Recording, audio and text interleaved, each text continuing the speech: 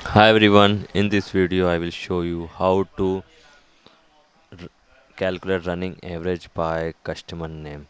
So this is our result set, here you can see, and this is a query we have used in this. So I have used simple table. The table name is SSR demo orders, and we have pulled only two column, customer name and profit. And here we use a window function. So in this we have first pass a aggregate function average profit, because this is a running average.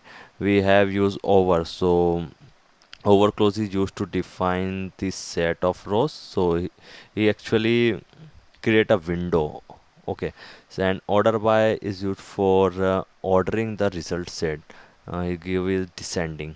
So simply we have used a group by, because we have used aggregate function, so this is necessary.